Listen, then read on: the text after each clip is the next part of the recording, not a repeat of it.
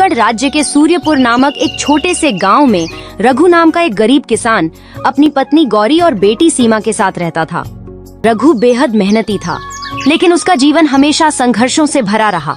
वह अपनी किस्मत को कोसता रहता था। एक दिन उसकी पत्नी गौरी ने उससे कहा, सुनिए, किस्मत को कोसने से कुछ नहीं होगा। मेहनत कीजिए और भगवान पर भरोसा रखिए। जो लोग अपने कर्म पर भरोसा करते हैं, किस्मत भी उनका साथ देती है। अरे गौरी, मैं पूरी जिंदगी भर मेहनत करता रहा, लेकिन हमारा हाल कभी नहीं बदला।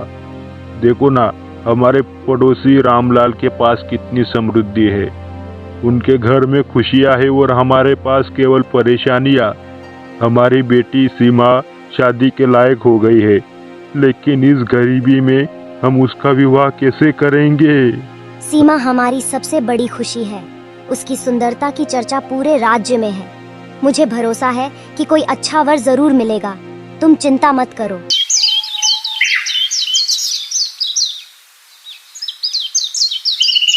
कुछ दिन बाद गांव के ठाकुर साहब रघु के खेत पर आए।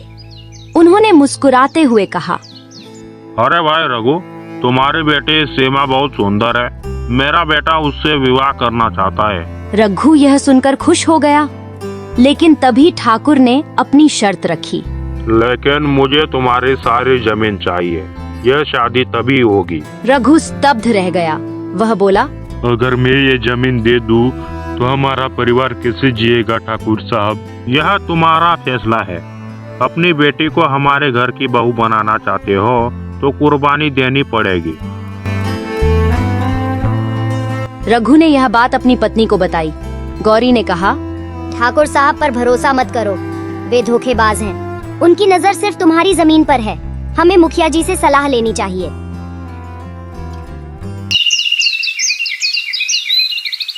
अगले दिन रघु मुखिया जी के पास गया और अपनी समस्या बताई।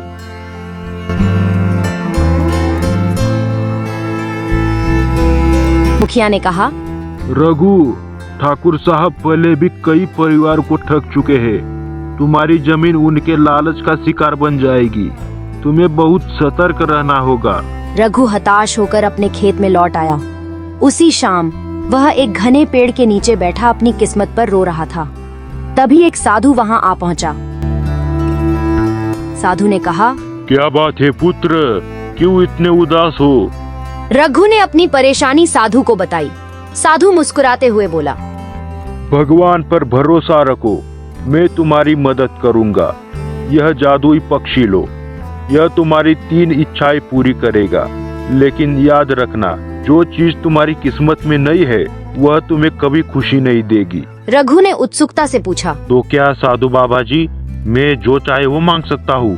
हाँ, लेकिन सोच समझ कर मांगना।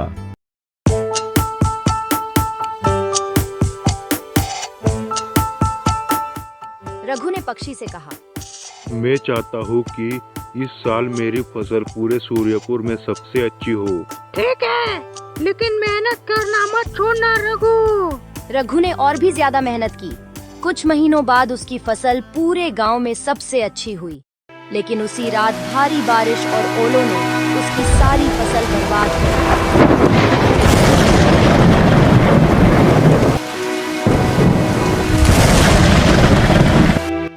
रघु रोते हुए पक्षी के पास गया। पक्षी ने कहा, देखो रघु, साधु बाबा ने कहा था, जो तुम्हारी किस्मत में नहीं है, वह तुम्हें खुशी नहीं दे सकती। दुखी होकर रघु ने अपनी दूसरी इच्छा मांगी। तो ठीक है, मैं चाहता हूँ कि राजा मुझे 25,000 स्वर्ण मुद्राएं दान में दे। अगले दिन रघु राजा के पास पहुँचा। राजा को उसकी हालत पर दया आई और उन्होंने उसे स्वर्ण मुद्राएं दे दी।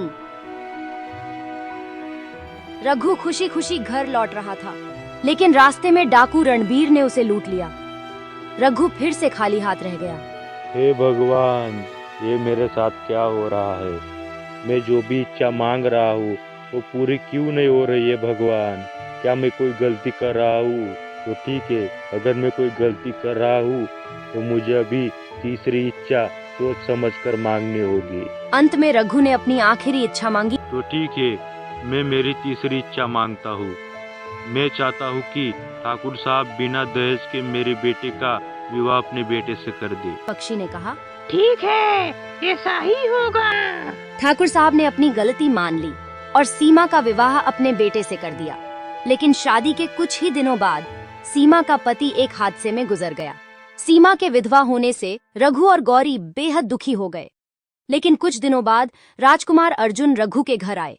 उन्होंने सीमा से विवाह का प्रस्ताव रखा। देखो रघु जी, मैं जानता हूँ कि सीमा विधवा है, लेकिन मुझे उससे प्रेम हो गया है। मैं उससे विवाह करना चाहता हूँ। उसी दिन सीमा का विवाह राजकुमार अर्जुन से हुआ।